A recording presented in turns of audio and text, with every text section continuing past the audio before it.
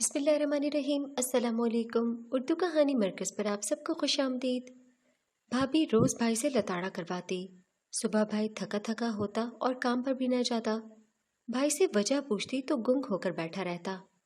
एक रात मैंने भाई को नींद की गोली देकर सुला दिया और खुद भाई के कपड़े पहनकर भाभी का लताड़ा करने लगी। मेरे होश उड़ गए जब उस रात भाभी ने मेरे साथ, शबनम दरवाज़ा खोलो।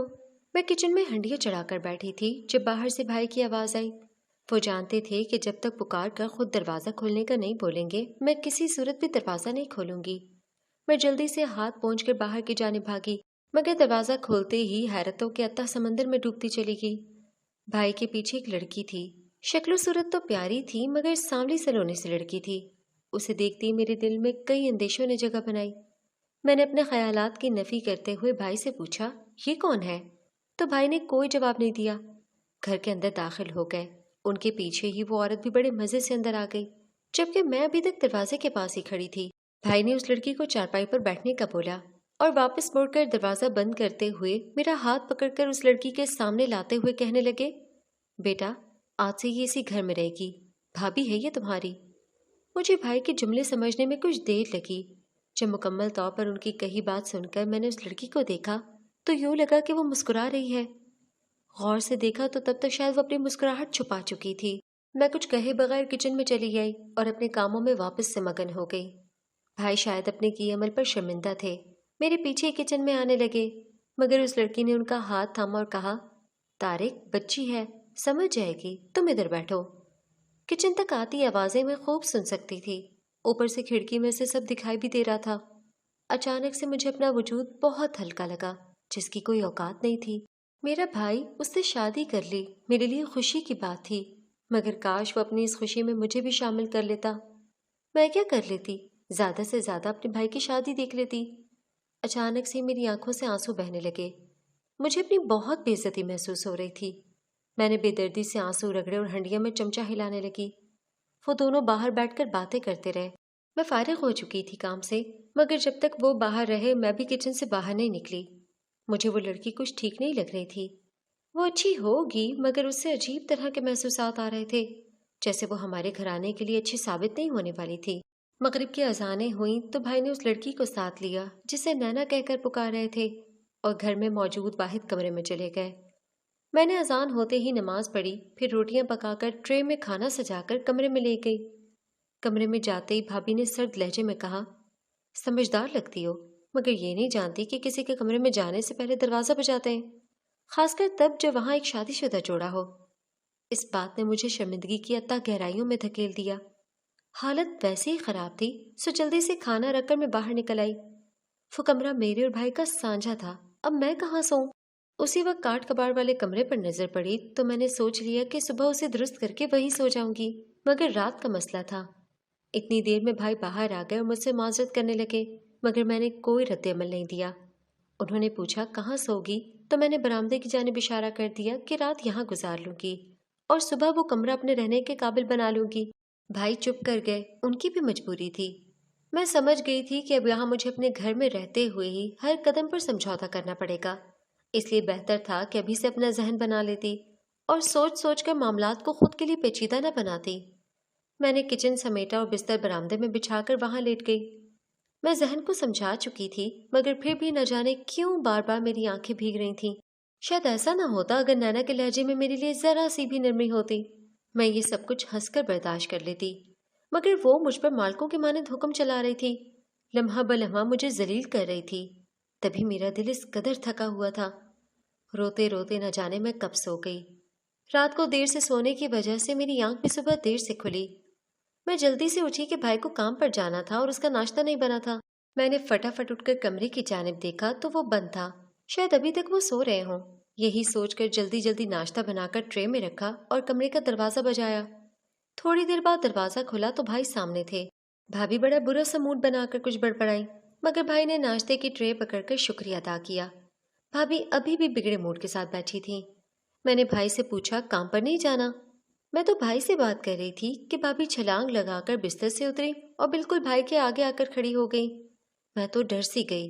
वो सख्ती से बोली, अब तुम्हारे भाई की शादी हो चुकी है, इसके आने जाने का ध्यान रखने वाली आ गई है। لہٰذا تم ان باتوں پر توجہ دے کر خود کو دبلی مت کرو اور صرف وہی کام کرو جو تمہارے ذمہ، یعنی کھانا بناؤ، کھاؤ اور کھلاؤ۔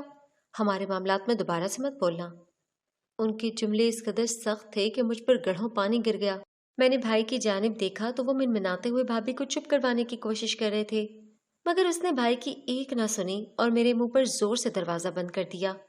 میرے تو ہاتھ پاؤں کانپنے لگے اور میں بے جان ہو کر چارپائی پر جا بیٹھی، سمجھنے کی کوشش کرنے لگی کہ میرے ساتھ ابھی کیا ہوا ہے۔ کافی دیر بیٹھی رہی مگر نہ بھائی باہر نکلا اور نہ ہی بھابھی۔ سورج سر پر آ گیا تھا، سارے گھر کے کام کرنے والے پڑے تھے۔ فارغ بیٹھنے اور سوچ سوچ کر کڑنے سے بہتر تھا کہ میں اٹھ کر کام سمیٹ لوں۔ ویسے بھی اس گھر میں میری صرف یہی حیثیت رہ گئی تھی، اس سے زیادہ میرا کوئی اختیار بھی نہیں تھا۔ کچن میں آئی تو پکانے کے لیے کچھ بھی نہیں پڑا تھا۔ آلو تھے، میں نے وہی پکا لیے، کیونکہ اگر سبزی کا بھائی کو بولنے جاتی تو پھر کچھ الٹا سننے کو ملتا، سو اس بات سے بچنے کے لیے مجھے یہی بہتر لگا۔ کھانا پکا کر میں نے برتن دھوئے اور سارے گھر کا کام سمیٹ دیا، مگر وہ دونوں ابھی بھی کمرے میں ہی تھے۔ کام کر کے چاہیے تو نہیں، مگر ان کے تاثرات سوچ کر چپکی سی بیٹھی رہی۔ اسی وقت وہ بھرپور اشتعال میں کچن سے نکلی اور میرے سر پر آن کھڑی ہوئی۔ تم نے خود کو سمجھ کیا رکھا ہے؟ مجھے اس طرح سے نیچا دکھانا چاہتی ہو؟ نہیں، مطلب کیا ہے تمہارا؟ نئی نویلی دلہن کا ایسے استقبال کرتے ہیں، شوربے والے آلو پکا کر؟ بھابھی باہر کھڑی مجھ پر چیخو پکار کر رہی تھیں۔ بھائی جلدی سے باہر آئے اور اپنے سامنے ایک مزید مورکا ہوتے ہوئے دیکھ مجھے وہاں سے جانے کا بولا۔ میں بجھے قدموں سے وہاں سے چلی آئی۔ جو کام بھی کر رہی تھی اس کے الٹ ہی ہو رہا تھا۔ میں سمجھ نہیں پا رہی تھی کہ بھابھی چاہتی کیا ہے۔ خیر تنگ آ کر میں نے کاٹ کباڑ والے کمرے کی صفائی کا سوچا اور 2-3 گھنٹوں کی مسلسل محنت کے بعد وہ کمرہ صاف کرنے میں کامیاب ہو گئی تھی۔ باقی پورا دن بھائی اور بھابھی کمرے میں ہی رہے، البتہ شام کو دونوں تیار ہو کر باہر چلے گئے۔ بھائی نے مجھے صرف اتنا بتایا کہ ہم دیر سے آئیں گے، کنڈی لگا لینا، مگر بھابھی نے تو میری جانب دیکھنا بھی گوارا نہیں کیا تھا۔ پچھلے 1 دن سے میرا دل بار بار ٹوٹ رہا تھا۔ اب سمجھ آ رہا تھا کہ لوگ کیوں شادی کے بعد بدل جاتے ہیں۔ میں نے خود کو بہت اکیلا محسوس کیا۔ اماں کی وفات بہت پہلے ہو گئی تھی، مگر ابا ہمارے ساتھ تھے۔ ان کی باہر ہی چھوٹی سی پرچون کی دکان تھی، سارا دن دکان پر بیٹھتے۔ ابا نے مجھے اور بھائی دونوں کو اسکول میں داخل کروایا تھا۔ میں تو بخوشی اسکول جانے لگی، مگر بھائی اکثر ہی اسکول سے چھٹی کر لیتا۔ جب ابا اسے اسکول نہ جانے کی وجہ پوچھتے تو کبھی وہ کوئی بہانہ بنا دیتا تو کبھی کسی بیماری کا بول دیتا۔ بالآخر ایک روز تنگ آ کر ابا نے پوچھ ہی لیا کہ تم اسکول پڑھنا بھی چاہتے ہو یا نہیں، تو اس روز بھائی نے صاف صاف منع کر دیا کہ اس سے نہیں پڑھا جاتا۔ ابا نے چپ کر کے بھائی کو اسکول سے ہٹوا لیا تھا، مگر میں جاتی رہی۔ 10 جماعتیں پڑھیں تو ابا بھی ہمیں تنہا چھوڑ کر ایک رات اچانک سے وفات پا گئے۔ وہ مشکل وقت تھا، محلے والوں نے مجھے بہت سہارا دیا اور وہ وقت بھی کٹ گیا۔ بھائی نے مجھے مزید پڑھنے کا کہا تو میں نے منع کر دیا، کیونکہ اگر میں پڑھنے جاتی تو پیچھے گھر خالی ہو جاتا اور بھائی کو بھی پریشانی ہوتی، سو میں نے پڑھائی کو خیر آباد کہہ دیا۔ مگر آج مجھے لگ رہا تھا کہ میں نے غلط کیا ہے، مجھے مزید پڑھنا چاہیے تھا۔ پتہ نہیں بھابھی کتنا پڑھ لکھ گئی ہیں جو مجھ پر ایسے روپ ڈال رہی ہیں۔ بھائی نے ابا کی دکان بیچ دی تھی اور اسے شہر کے درمیان ایک چھوٹی سی دکان ڈال کر کوئی اور کام شروع کر لیا تھا، مگر میں اتنا جانتی تھی کہ بھائی کا کام صحیح نہیں چل رہا تھا۔ ان دنوں وہ بہت پریشان رہنے لگا تھا۔ پہلے جس طرح کھلے ہاتھ سے پیسے خرچ کیے جاتے تھے، اب وہاں سوچ سوچ کر سب کچھ لیا جاتا تھا۔ اگر اتنا مشکل وقت تھا تو بھائی نے ایسے موقع پر شادی کیوں کی؟ میرے دل میں سوال اٹھا، مگر ساتھ ہی جواب بھی آ گیا کہ کہیں بھابھی کی وجہ سے ہی تو کاروبار متاثر نہیں ہوا۔ اس بات میں اتنا دم تھا کہ میں نے یقین کر لیا کہ بھائی نے کمائی کو پسے پوش ڈال کر بھابھی کو ہی ترجیح دی ہوگی، تبھی تو وہ عیش کرنے آ چکی ہے۔ رات کے 9 بج رہے تھے مگر بھائی کو کوئی پرواہ نہیں تھی۔ پہلی مرتبہ میں اس گھر میں اس طرح اکیلی رہ رہی تھی۔ خیر انتظار کرتے کرتے باہر ہی سو گئی۔ کہیں 12 بجے جا کر وہ واپس لوٹے تھے۔ بھائی کے چہرے پر شرمندگی تھی، مگر میں نے نظر انداز کر کے انہیں کھانے کا پوچھا تو بھابھی نے منع کر دیا کہ نہیں، باہر سے کھا کر آئے ہیں۔ میری ذمہ داری پوری ہو چکی تھی، سو میں اپنے کمرے میں آ گئی، جہاں ابھی بھی ایک سائڈ پر کاٹ کباڑ تھا، دوسرے حصے میں چارپائی پر اپنا بستر بچھا لیا تھا۔ اگلے دن اٹھی تو بھائی پہلے سے اٹھا ہوا تھا، وہ تھکا ہوا لگ رہا تھا۔ بھابھی ابھی تک سو رہی تھیں۔ میں نے بھائی سے پوچھا چائے بنا دوں تو اس نے ہاں کہہ دیا۔ میں نے اسے چائے بنا دی اور خود کاموں میں مصروف ہو گئی۔ مجھے لگا تھا شاید بھائی کام پر جائیں گے، مگر بھائی آرام سے برآمدے میں پڑی چارپائی پر لیٹ کر سو گئے۔ مجھے بڑی حیرت ہوئی کہ پہلے تو کبھی کام سے ایسے چھٹی نہیں کی، شاید طبیعت خراب ہوگی، یہی سوچ کر خود کو تسلی دی۔ بھابھی اٹھیں تو وہ بڑی خوش لگ رہی تھیں۔ میں یہی سمجھی کہ شاید رات کو سیر کر کے آئی ہیں، اسی وجہ سے خوش ہیں۔ میں نے بھابھی کو ناشتہ دیا اور کوئی بات نہیں کی، مگر اس کا موڈ بڑا خوشگوار تھا۔ مجھے پاس بٹھا لیا اور ادھر ادھر کی باتیں کرنے لگی۔ میں حیران ہوئی کہ آیا یہ وہی لڑکی ہے جو 2 دن سے میری اتنی تذلیل کر رہی تھی۔ میں پہلے تو اس کی باتوں کا جواب نہیں دینا چاہتی تھی، مگر پھر جواب دے دیا کیونکہ اگر سکون ہو رہا تھا تو اچھی بات ہی تھی۔ دوپہر کا کھانا بھی بن گیا، تب جا کر بھائی کی آنکھ کھلی۔ میں نے اس سے طبیعت کا پوچھا تو وہ بالکل ٹھیک تھا۔ خیر باقی سارا دن بھی ایسے ہی گزر گیا۔ شام ہوتے ہی بھابھی کچن میں میرے پاس آ گئیں اور پوچھا، تمہارا بھائی کہاں ہے؟ میں نے لا علمی کا اظہار کیا کہ شاید باہر گئے ہوں گے تو وہ چپ کر کے مڑ گئی۔ پھر کچھ سوچتے ہوئے بولی، کھانا جلدی سے بنا کر میرے کمرے میں رکھ دو، اور ہاں تمہارا بھائی آئے نا تو اسے کہنا کہ فوراً سے کمرے میں پہنچے اور آ کر مجھے دبا دے، بہت تھکن ہو رہی ہے۔ میں نے اس بات میں سر ہلا دیا کہ بھلا اسے کس بات کی تھکن ہو رہی ہے، سارا دن تو بستر پر لیٹی رہتی ہے۔ شاید بھائی کی ہمدردی لینا چاہ رہی ہے اور میری برائی کرنی ہوگی کہ تمہاری بہن سارا دن آرام سے بیٹھی رہی اور میں نے گھر کے کام کاج کیے۔ میرے دماغ میں جو باتیں آ رہی تھیں ان کی دلیلیں دے کر خود کو مطمئن کرنے میں مصروف تھی۔ خیر کھانا بن گیا تو میں نے بھابھی کی ہدایت کے مطابق وہ کھانا کمرے میں رکھ دیا۔ وہاں تو وہ اچھی بھلی لیٹی گانے سننے میں مصروف تھیں۔ مجھے اس سے عجیب طرح کی الجھن محسوس ہوئی۔ ایسے لگا کہ یہ بھائی کو مجھ سے چھین لے گی یا پھر میرا اس گھر میں رہنا حرام کر دے گی۔ جو بھی تھا اپنی سوچوں کو لگام ڈالتی میں واپس آ گئی اور جو 2-4 برتن گندے پڑے تھے انہیں دھونے لگی۔ تبھی بھائی نے دروازہ کھٹکھٹایا، ساتھ ہی اپنا نام بھی بتایا تو میں نے بھاگ کر دروازہ کھول دیا۔ اس نے جیب میں سے کچھ پیسے نکال کر میری ہتھیلی پر رکھ دیے اور کہا، بھابھی کو مت بتانا بیٹا، بس اب زندگی ہے گزارنی پڑے گی، تم صبر سے کام لینا۔